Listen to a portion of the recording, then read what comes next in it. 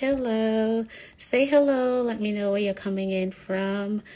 I will start by introducing myself. If this is your first time here, say hello. Well, I'm Dr. Love. I'm founder of Generational Wellbeing.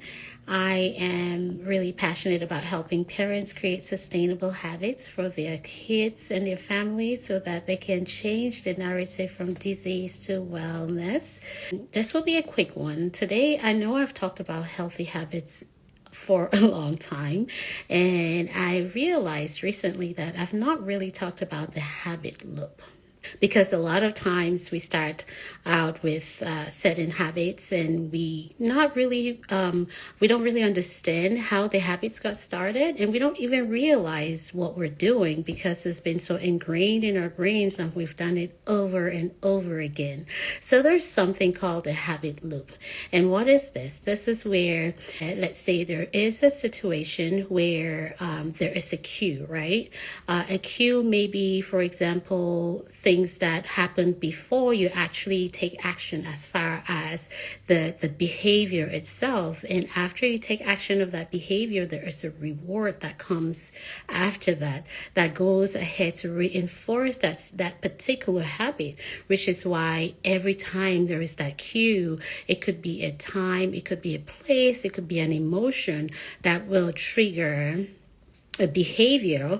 And after you have that certain behavior, you have a reward. So let me give you an example. So most people, I would say I for one, have a habit of having a cup of coffee in the morning.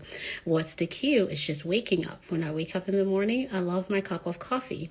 And once I drink that coffee, the reward is the energy, the boost of energy it gives me. So every morning, guess what? Go back to that coffee. Why? Because of that boost of energy. So the cue is waking up in the morning. The behavior is the brewing of the coffee and drinking it. The reward is that energy that comes from it. So that habit loop is what really makes those habits stick, where you're doing it over and over and over again because there's that reward attached to it. Another example will be maybe exercising per se. I love exercising in the morning. So, and the initial thing there, the cue is putting on my exercise clothes. So what I do in the morning is, after I drop off kids in the morning, I go ahead, I put on my exercise clothes before I actually go drop them off. And once I do the drop off, I head to the gym. And after the gym, guess what happens? I feel accomplished. I'm already done in the morning. I've accomplished one task, so that's rewarding.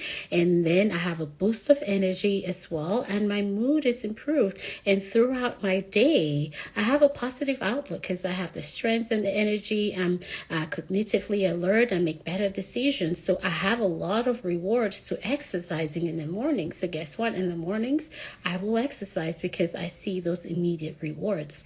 And on the flip side is, sometimes you could have an emotion that could trigger a habit, like unhealthy snacks, right? Whether you're maybe in a stressful situation, you have just something really emotionally charged situation.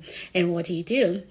Sometimes we reach out for that bag of chips or some unhealthy snack, which will either distract us or give us some kind of immediate relief. Really, more so, it's just distracting us from having to deal with that stressful situation, or just taking your minds off of it, just chewing and just savoring the moments in whatever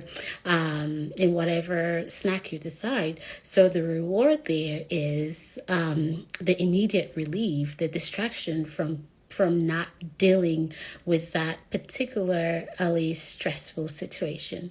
So that is the habit loop. And why did I bring that up today? Is because sometimes when you have a particular habit, or maybe something you want to change, you may want to start assessing or paying attention to what you do in certain situations. When you grab that bag of chips, are you stressed, or is it just a sugar craving?